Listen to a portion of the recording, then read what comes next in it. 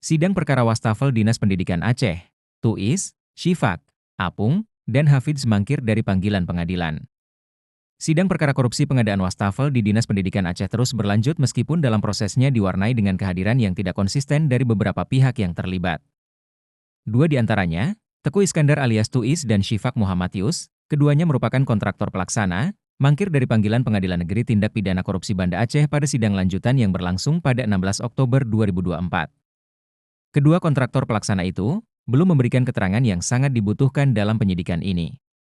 Dalam kasus ini, total nilai pengadaan wastafel yang menjadi permasalahan mencapai 43,7 miliar rupiah, dengan rancangan anggaran yang melibatkan beberapa kontraktor. Syifak tercatat sebagai penerima terbanyak dengan 159 paket, sedangkan Tuis hanya mengelola 4 paket.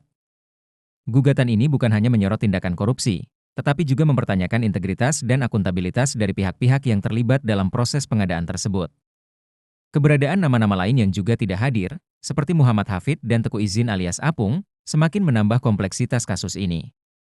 Dalam persidangan sebelumnya, Zulfikar, Ketua Majelis Hakim, menyebutkan sejumlah penerima paket pengadaan yang berpotensi memberikan informasi kunci, namun absennya beberapa nama prominen dari panggilan pengadilan menyulitkan proses penegakan hukum.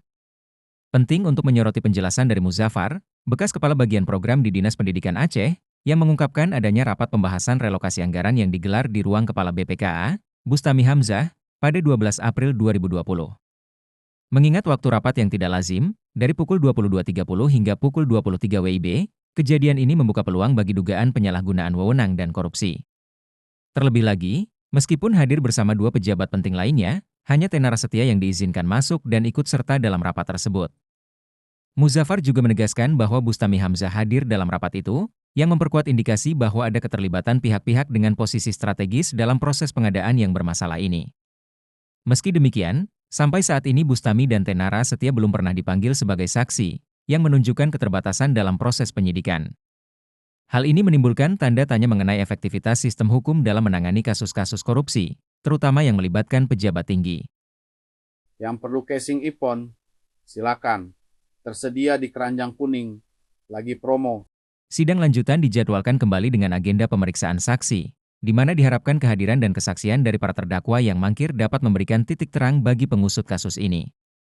Masyarakat Aceh menaruh harapan bahwa proses hukum berjalan transparan dan akuntabel, demi keadilan dan pemberantasan korupsi di Tanah Rencong ini. Pengawasan yang ketat dan penegakan hukum yang tegas diperlukan agar kasus serupa tidak terulang di masa depan. Dengan kompleksitas kasus dan keterlibatan berbagai pihak, hanya waktu yang akan menjawab sejauh mana kebenaran dapat terungkap. Dalam menghadapi isu korupsi ini, kolaborasi antara pemerintah, penegak hukum, dan masyarakat sangat dibutuhkan untuk menciptakan sistem yang lebih bersih dan transparan.